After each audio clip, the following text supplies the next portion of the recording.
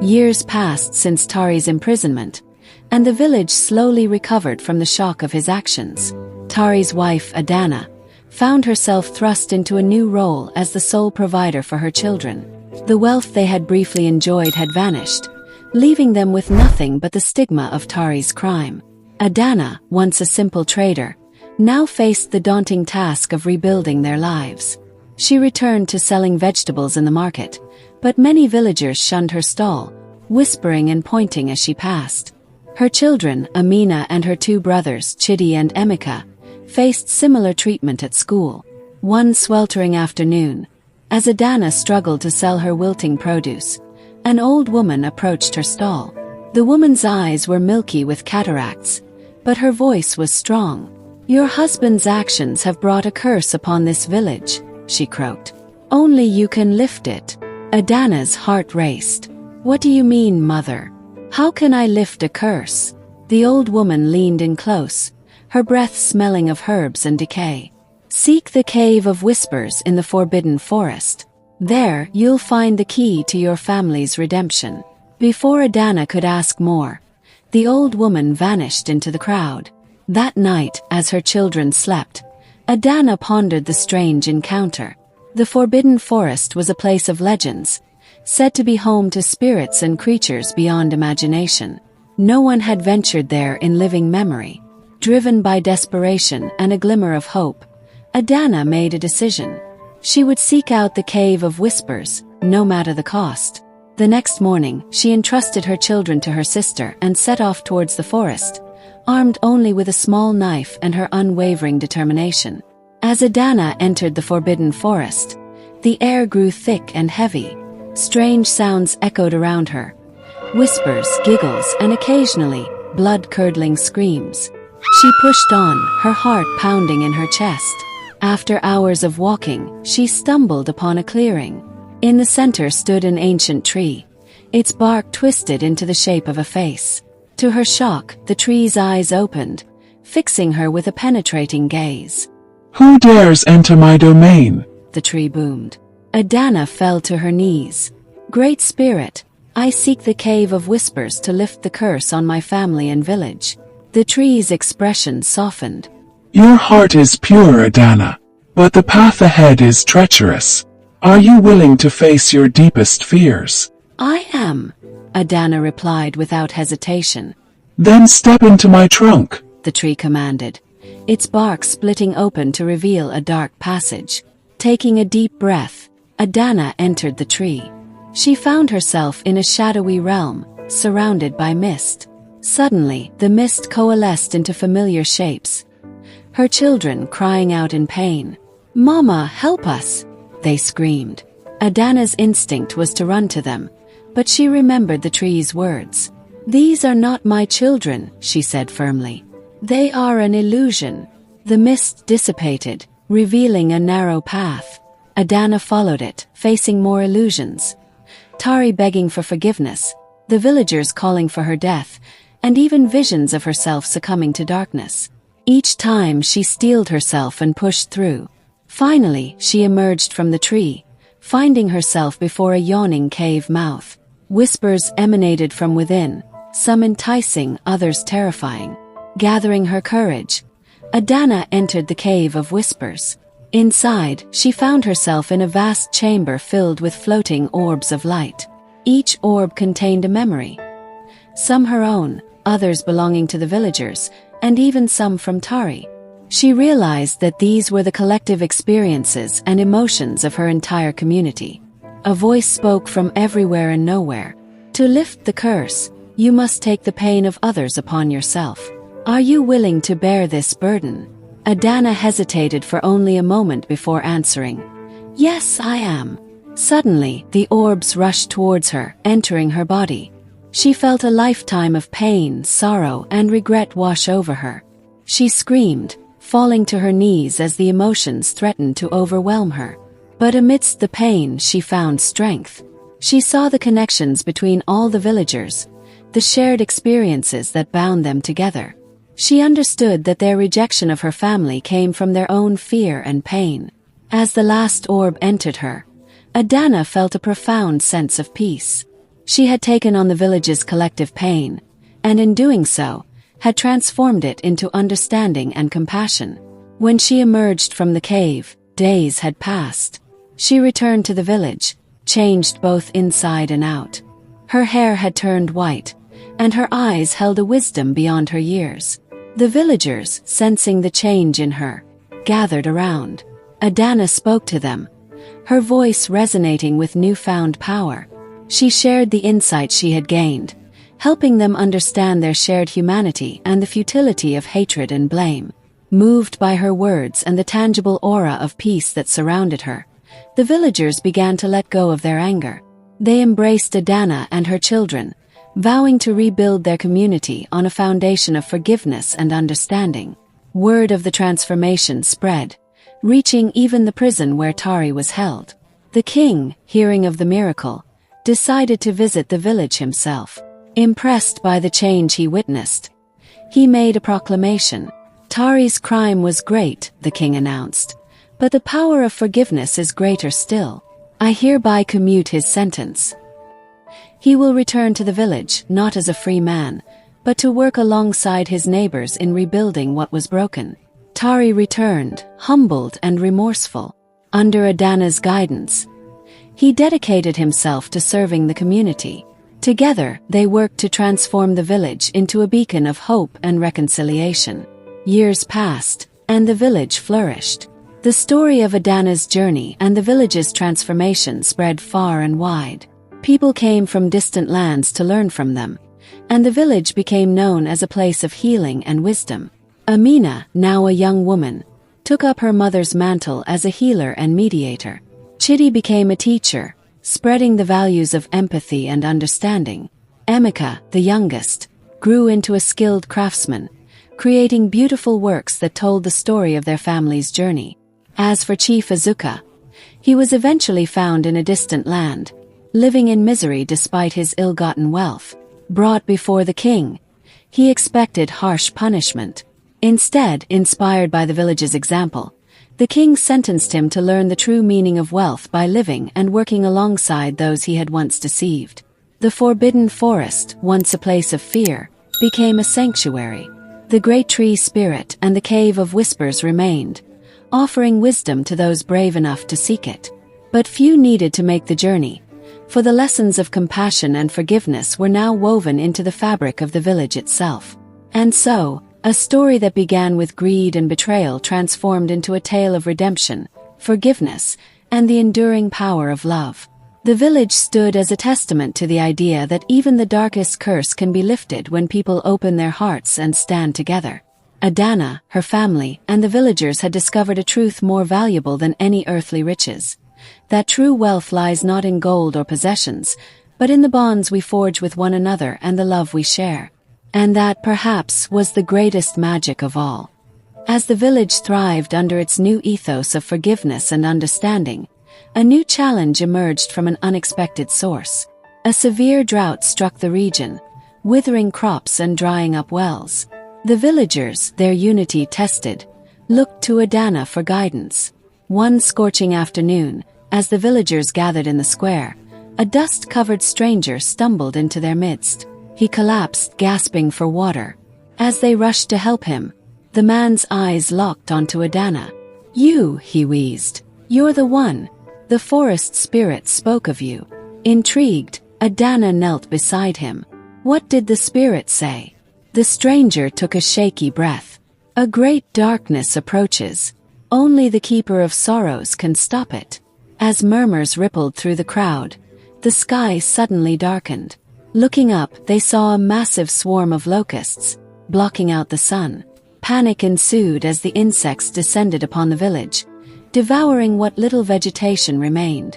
Amidst the chaos, Adanna's voice rang out. "Everyone into the square. Form a circle." The villagers obeyed, forming a tight circle with Adanna at its center. As the locusts swarmed around them, Adanna began to chant, her voice taking on an otherworldly quality. The white streaks in her hair began to glow, and a shimmering barrier formed around the group, repelling the insects. For hours, Adanna maintained the barrier, sweat pouring down her face as she fought to protect her people. Finally, as night fell, the swarm passed, leaving devastation in its wake. As the villagers emerged from the square, they found their crops destroyed and their future uncertain.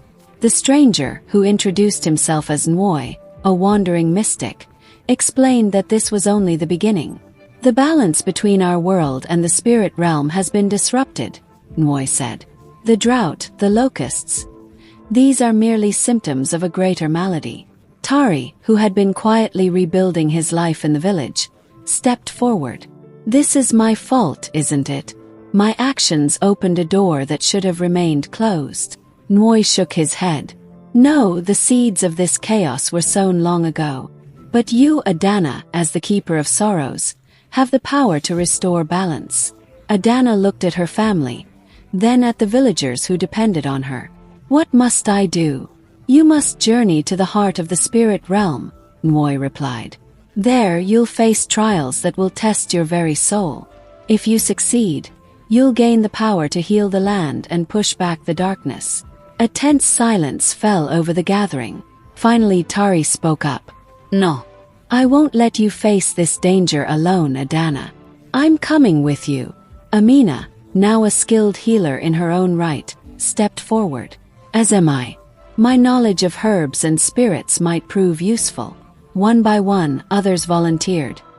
Chidi with his wisdom, Emeka with his crafting skills, and even the reformed Chief Azuka, eager to make amends for his past misdeeds.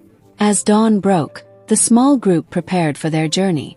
The remaining villagers, led by Nwoi, would do what they could to survive the coming hardships. Their path took them deep into the forbidden forest, where reality seemed to shift with each step. Trees whispered ancient secrets, and shadows moved of their own accord. At one point, they found themselves walking on the underside of a giant leaf, a sea of stars below them. They faced numerous challenges. A ridge of razor-sharp crystals they had to cross barefoot, each step a lesson in enduring pain. A chasm they could only cross by building a bridge of trust, each plank materializing only when they shared a deep, personal truth. A maze of mirrors that fragmented their very beings, forcing them to literally pick up the pieces of themselves and each other. Each trial forced them to confront their deepest fears and regrets. Tari relived the moment of his greatest shame. Adanna faced the doubt that plagued her role as a leader, and Amina confronted the resentment she still harbored towards her father. As they neared the heart of the spirit realm, they encountered a field of beautiful, hypnotic flowers. Their pollen induced vivid hallucinations of their greatest desires.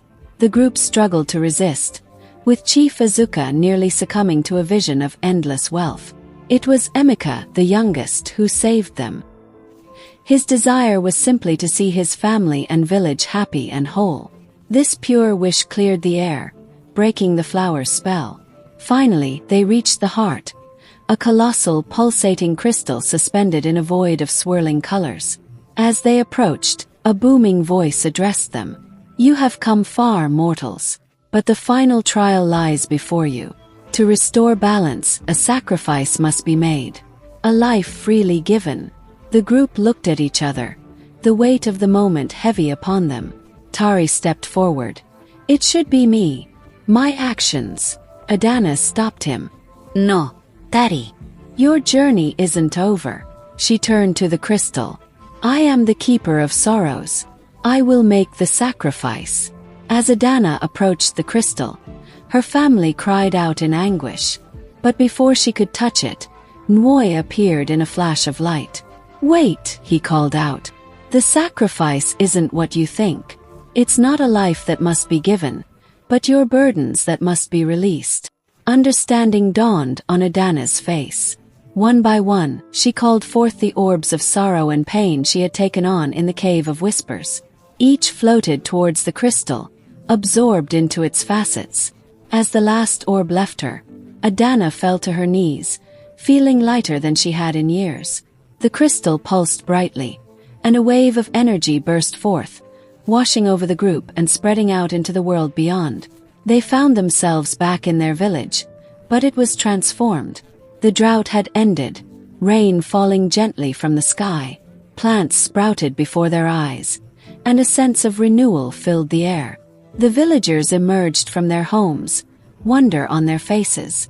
Nwoi appeared once more, smiling. The balance is restored, but maintaining it will be an ongoing task. Your village will stand as a beacon, a place where the human and spirit realms intersect.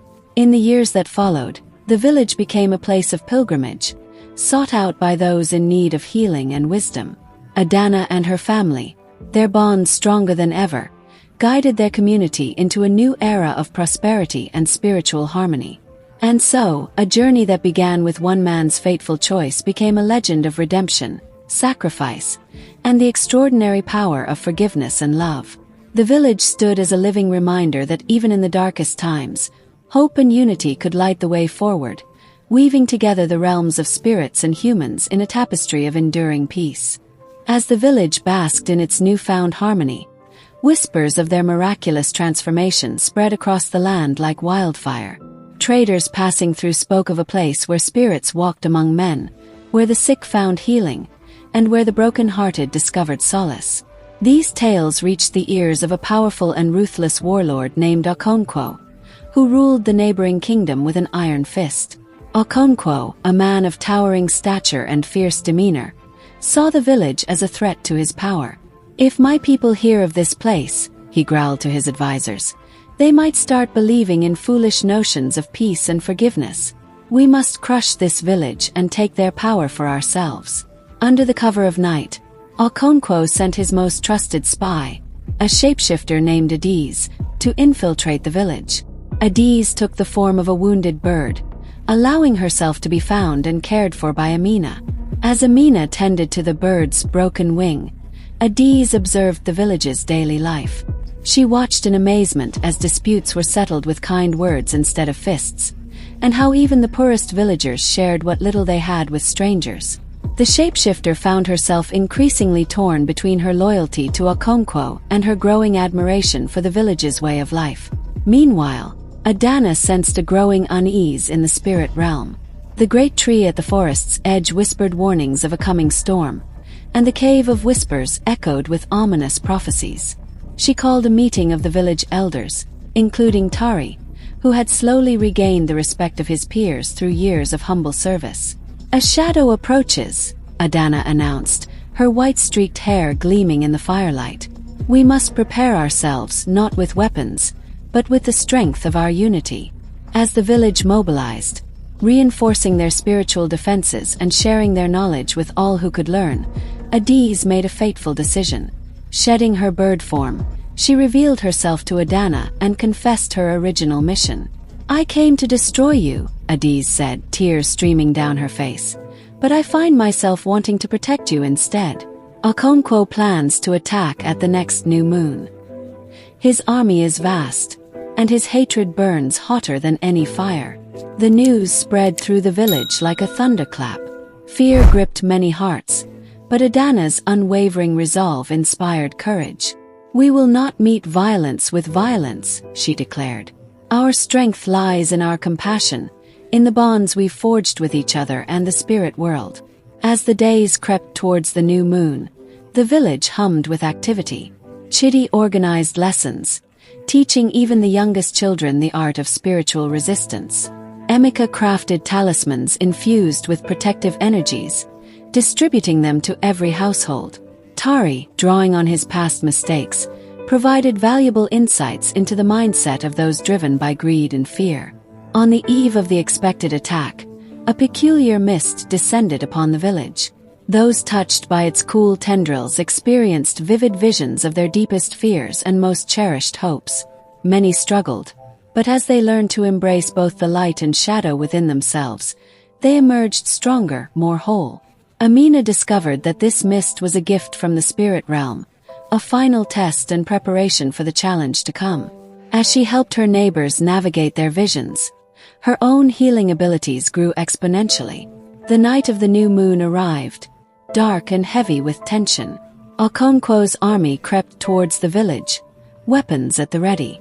But as they approached, they found not cowering victims, but a united community standing tall, hands linked, voices raised in a song that seemed to make the very air vibrate. Adanna stood at the forefront, her white hair shimmering with an inner light. Beside her were Tari, their children Adiz and Moi, each radiating a quiet power. As Okonkwo gave the order to attack, a massive spectral tree burst from the ground, its branches forming a protective dome over the village. The warlord soldiers found themselves ensnared by roots and vines, not harming them but holding them fast. Each captive soldier was suddenly flooded with memories. Not their own, but those of the villagers. They felt the pain of loss, the joy of reconciliation, the strength found in forgiveness. Many dropped their weapons, overwhelmed by emotions they'd long suppressed. Okonkwo, enraged by his army's hesitation, charged forward himself, his huge frame bristling with aggression. As he approached Adanna, raising his sword high, she simply reached out and placed a hand on his chest. The warlord froze, his eyes widening in shock. In that touch, Okonkwo experienced the entirety of Adanna's journey. Her pain, her trials, and ultimately, her transformation. He saw the faces of those he'd hurt in his quest for power, felt the crushing weight of his choices. Tears streamed down his face as he fell to his knees, his fearsome demeanor crumbling away to reveal a man broken by his own hatred. "How?" he whispered, looking up at Adanna with pleading eyes. "How can you stand before me without hatred after all I've done?" Adanna knelt beside him, her voice gentle but firm. "Because hatred only begets more hatred. The cycle must be broken, and it begins with forgiveness of others and of oneself." As dawn broke, the spectral tree receded, leaving behind a changed landscape. Many of Okonkwo's soldiers chose to stay, eager to learn the village's ways. Others departed, carrying seeds of change back to their homelands. Okonkwo himself asked to remain, pledging to dedicate his life to making amends. In the months that followed, the village's influence spread farther than ever before. Adiz, embracing her shape-shifting abilities, became an ambassador, traveling to distant lands to share their message of unity and spiritual harmony. Amina established a school of healing, combining traditional medicine with the spiritual practices she'd mastered. Chitty's teachings evolved into a comprehensive philosophy that attracted scholars and seekers from across the continent. Emika's crafts became highly sought after, each item imbued with protective and nurturing energies. Tari, fully embracing his role in the community, became a counselor to those struggling with guilt and shame, helping them find redemption as he had. But even as the village flourished, new challenges loomed on the horizon. Rumors spread of a devastating plague creeping across distant lands, one that no conventional medicine could cure. Whispers in the spirit realm hinted at an ancient malevolent force awakening from a long slumber, drawn by the village's growing power. Adanna knew their greatest trials were still to come. As she stood at the edge of the village, watching the sun set on another day, she felt a familiar stirring in her soul. The Keeper of Sorrows sensed that their journey was far from over, and that the true test of their newfound wisdom and unity was yet to begin. In the deepening twilight, a warm breeze carried the mingled scents of herbs and wood smoke, along with the distant sound of laughter and song from the village. Adanna closed her eyes, drawing strength from the vibrant life around her. Whatever challenges lay ahead, she knew they would face them together, their bonds of love and understanding stronger than any darkness that might arise. As night fell, the stars seemed to shine with unusual brightness, as if the heavens themselves were watching, waiting to see how this extraordinary village would shape the destiny of not just their world, but realms beyond mortal understanding. As the village prepared for the looming challenges, a series of inexplicable events began to unfold. Crops grew to enormous sizes overnight, glowing with an ethereal light. Children woke speaking languages long forgotten, their eyes shimmering with ancient wisdom.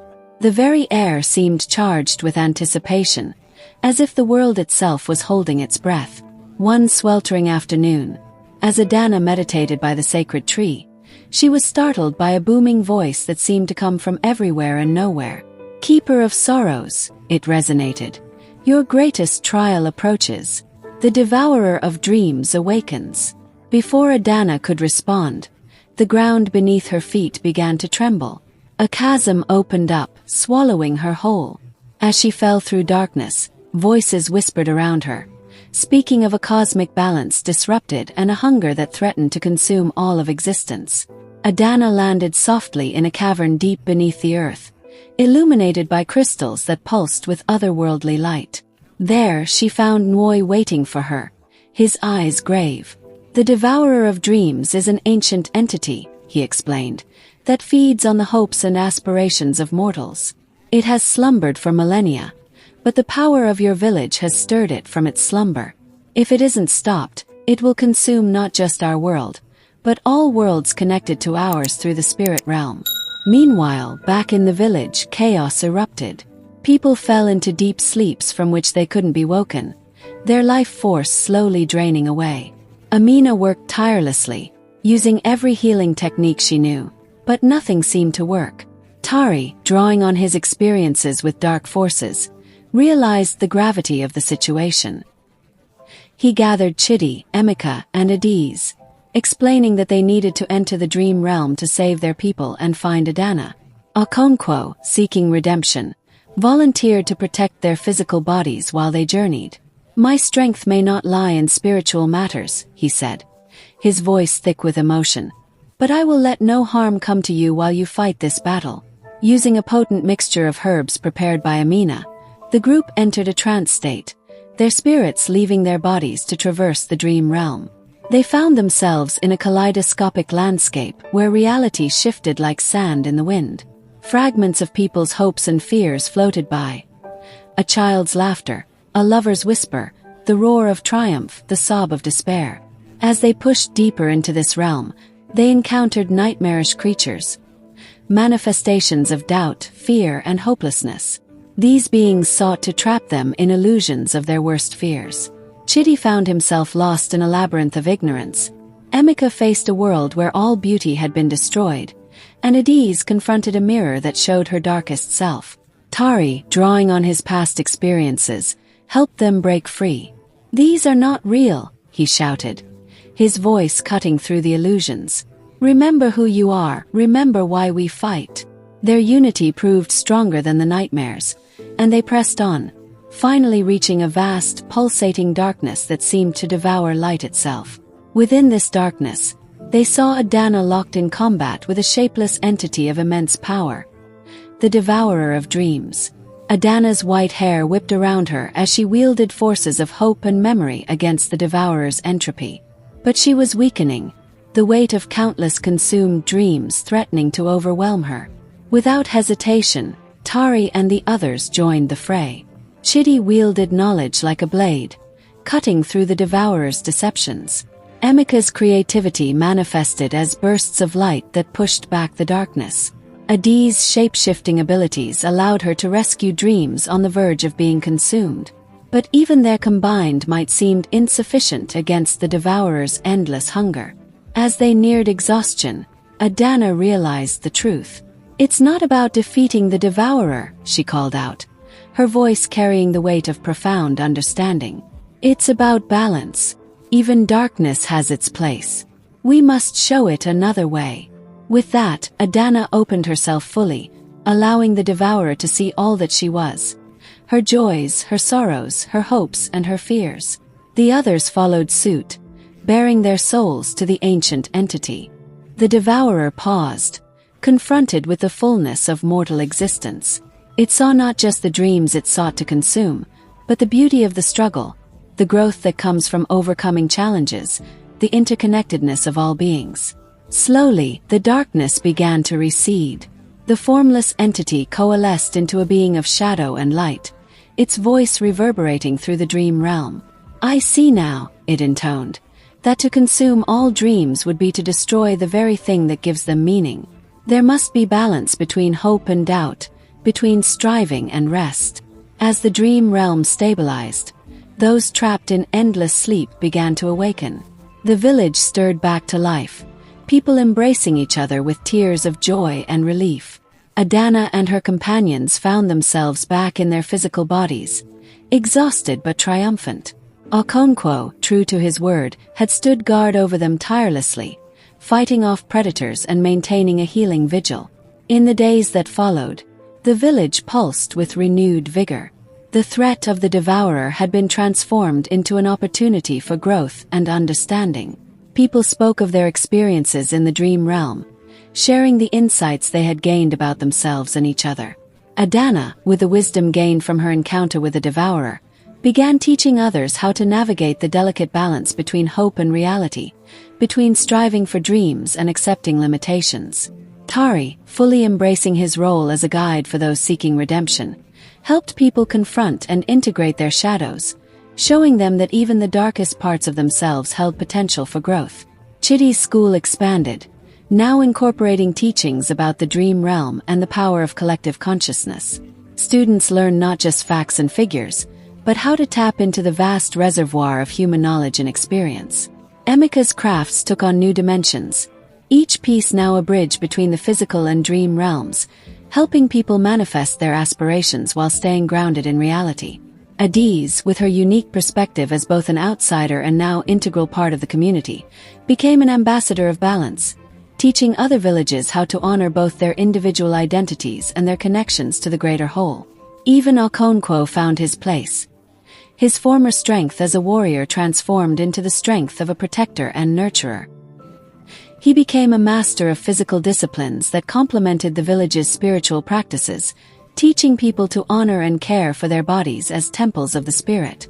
As news of their victory over the devourer spread, more and more people flocked to the village, seeking wisdom and healing. But with Adanna's guidance, the village never lost sight of its humble roots and the importance of maintaining balance. They welcomed newcomers while also ensuring that their community remained sustainable. They shared their knowledge freely but encouraged others to find their own paths rather than simply imitating their ways. Years passed, and the village became a beacon of hope and wisdom, a living example of what humanity could achieve when individuals came together in harmony with each other and the spirit realm. But Adanna and the others never forgot the lessons learned from their encounter with the devourer of dreams. They knew that maintaining balance was an ongoing process, that complacency could lead to stagnation, and that even the most harmonious community must remain vigilant against the forces of entropy and division. And so, the village continued to grow and evolve, always striving, always learning, a testament to the enduring power of unity, compassion, and the courage to face both the light and shadow within ourselves and our world. The tale of Adanna, Tari, and their extraordinary village became legend, passed down through generations as a reminder of essential truths. 1. True strength comes not from domination, but from understanding and integrating all parts of ourselves and our community. 2. Every challenge, no matter how daunting, holds within it the seed of greater wisdom and growth. 3. Balance is key, between individual and community, between striving and acceptance, between the physical world and the realms of spirit and dream. 4. Redemption is always possible, but it requires courage, humility, and the willingness to face our darkest truths. 5. Our greatest power lies in our connections, to each other, to nature, and to the vast, unseen realms that intersect with our own. 6. Wisdom is not about accumulating knowledge, but about experiencing life fully and learning to navigate its complexities with grace and compassion. 7. Every individual has a unique gift to offer the world, and a harmonious community is one that allows each member to shine while contributing to the greater whole. As the sun set on another day in the village, Adanna stood at its edge, watching the interplay of light and shadow. She smiled, knowing that whatever challenges the future might hold, they would face them together, armed with the wisdom of their experiences and the strength of their unity. For in this balance of individual and community, of earthly and spiritual, they had found the truest magic of all: the power to continuously grow, learn, and evolve, weaving their individual stories into the grand tapestry of existence.